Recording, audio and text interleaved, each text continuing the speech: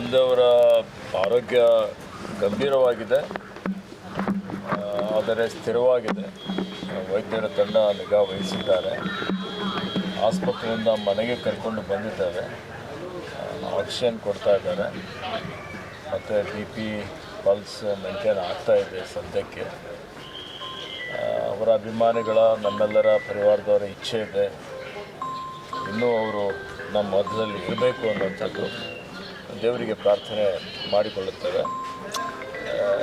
ನಮ್ಮ ಪ್ರಾರ್ಥನೆಗೆ ಮನ್ನಣೆ ಆಗ್ತದೆ ಅನ್ನುವಂಥ ಒಂದು ವಿಶ್ವಾಸ. ನಮ್ಮ ತಂದೆಯವರು ಒಬ್ಬ ಹೋರಾಟಗಾರ. ಅವರು ಬಾಲ್ಯದಿಂದಲೇ ಅನ್ಯಾಯದ ವಿರುದ್ಧ ಹೋರಾಟ ಮಾಡಿ, ಸ್ವಾತಂತ್ರ್ಯಕ್ಕಾಗಿ ಹೋರಾಟ ಮಾಡಿದಂಥವರು, ನೈಜಾಮನ ವಿರುದ್ಧ ಹೋರಾಟ ಮಾಡಿದಂಥವರು, ಈ ಭಾಗ ಏಕೀಕರಣದ ಸಮಯದಲ್ಲಿ ಕರ್ನಾಟಕದಲ್ಲಿ ಉಳಿಲಿಕ್ಕೆ ಕಾರಣಕರ್ತರಾಗಿದ್ದಂಥವರು. ಅನೇಕ ಶಿಕ್ಷಣ ಸಂಸ್ಥೆಗಳನ್ನು ಅಂದಿನ ದಿನಮಾನಗಳಲ್ಲಿ ಪ್ರಾರಂಭ ಮಾಡಿ ಬಡ ಮಕ್ಕಳಿಗೆ ಉಚಿತವಾದಂಥ ಗುಣಾತ್ಮಕ ಶಿಕ್ಷಣ ಕೊಡಬೇಕು ಅಂತ ಹೇಳಿ ಅಡಿಪಾಯ ಹಾಕಿದಂಥವರು. ಕೃಷಿ ಆಧಾರಿತ ಒಂದು ಸಕ್ಕರೆ ಕಾರ್ಖಾನೆಗಳನ್ನು ಪ್ರಾರಂಭ ಮಾಡಿ ಸಾವಿರಾರು ಜನರಿಗೆ ಉದ್ಯೋಗ ಕೊಟ್ಟಂಥವರು. ಇವತ್ತು ಸಮಾಜಕ್ಕಾಗಿ ಹಗಲಿರುಳು ಶ್ರಮ ಮಾಡಿದ್ದಾರೆ, ದುಡಿದಿದ್ದಾರೆ. ಅಖಿಲ ಭಾರತ ವಿಶ್ವ ಲಿಂಗಾಯತ ಮಹಾಸಭೆಯಲ್ಲಿ 12 ವರ್ಷ ಅಧ್ಯಕ್ಷರಾಗಿ ಸೇವೆ ಮಾಡಿದ್ದಾರೆ. ನಮ್ಮ ಕಾಂಗ್ರೆಸ್ ಪಕ್ಷದ ಹಿರಿಯ ಮುಖಂಡರಾಗಿ ಪಕ್ಷ ಸಂಘಟನೆಯಲ್ಲಿ ಸಾಕಷ್ಟು ಶ್ರಮ ಮಾಡಿದ್ದಾರೆ.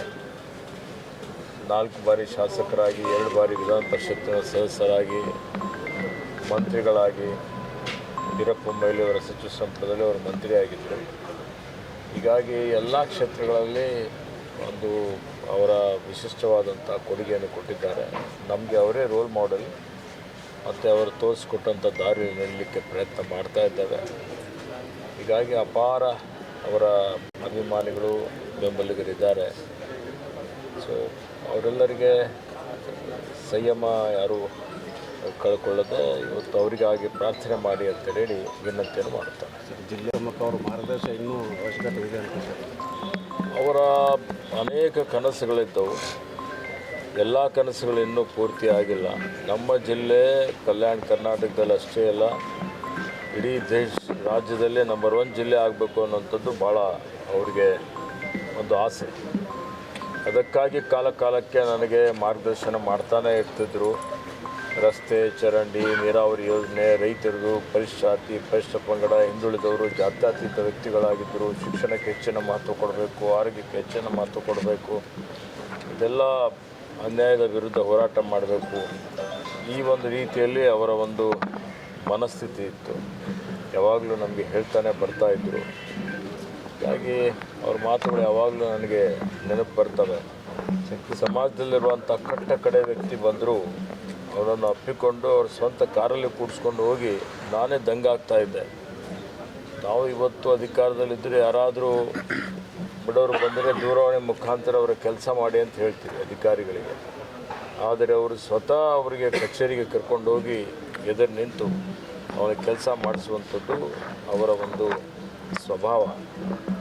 ಮತ್ತು ಇದ್ದಿದ್ದ ಹಾಗೆ ನೇರ ಅವ್ರ ನಡೆ ನುಡಿ ಇವತ್ತು ಅತ್ಯಂತ ನಿರ್ಬಿಡೆಯಿಂದ ಯಾರೆಷ್ಟೇ ದೊಡ್ಡ ವ್ಯಕ್ತಿಗಳಿದ್ದರೂ ಅಧಿಕಾರದಲ್ಲಿದ್ದವರ ವಿರುದ್ಧವೂ ಒಂದು ವೇಳೆ ಮಾತನಾಡುವಂಥ ಪ್ರಶ್ನೆ ಬಂದಾಗ ಇವತ್ತು ಅವರು ನ್ಯಾಯಕ್ಕಾಗಿ, ಸತ್ಯಕ್ಕಾಗಿ ಇವತ್ತು ಅವರ ವಿಚಾರಗಳನ್ನು ವ್ಯಕ್ತ ಮಾಡ್ತಾಯಿದ್ರು.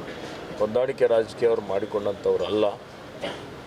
ಮತ್ತು ಎಲ್ಲ ಸಮುದಾಯದವರಿಗೆ ಒಪ್ಪಿಕೊಂಡು ಎಲ್ಲರ ಏಳಿಗೆಗಾಗಿ ಅವರು ಹೋರಾಟ ಮಾಡಿದ್ದಾರೆ, ಎಲ್ಲರಿಗೆ ನ್ಯಾಯ ಕೊಡಿಸಿದ್ದಾರೆ. ಹೀಗಾಗಿ ಅವರು ನಮ್ಮೆಲ್ಲರಿಗೆ ಆದರ್ಶ ಇದ್ದಾರೆ. ಒಬ್ಬ ಇವತ್ತು ಮೌಲ್ಯಾಧಾರಿತ ರಾಜಕಾರಣ ಮಾಡಬೇಕು ಅನ್ನೋಂಥವ್ರು, ಅವರಿಂದ ಭಾಳಷ್ಟು ಕಲಿಬೇಕಾಗಿದೆ. ಆ ದೃಷ್ಟಿಯಿಂದ ಇವತ್ತು ಅವರ ಮಾತುಗಳು, ಅವರ ಆದರ್ಶಗಳು ಯಾವತ್ತಿಗೂ ಚಿರಸ್ಥಾಯಿಯಾಗಿ ಉಳಿತಾವೆ ಅನ್ನುವಂಥ ಒಂದು ಮಾತನ್ನು ಹೇಳಲಿಕ್ಕೆ ಬಯಸ್ತೇನೆ. If you like this video ಬೇಗ ಲೈಕ್ ಮಾಡಿ, ಕಾಮೆಂಟ್ ಮಾಡಿ, ಶೇರ್ ಮಾಡಿ ಹಾಗೂ ಯೋಯೋ ಟಿವಿ ಕನ್ನಡವನ್ನು ಸಬ್ಸ್ಕ್ರೈಬ್ ಮಾಡಿ.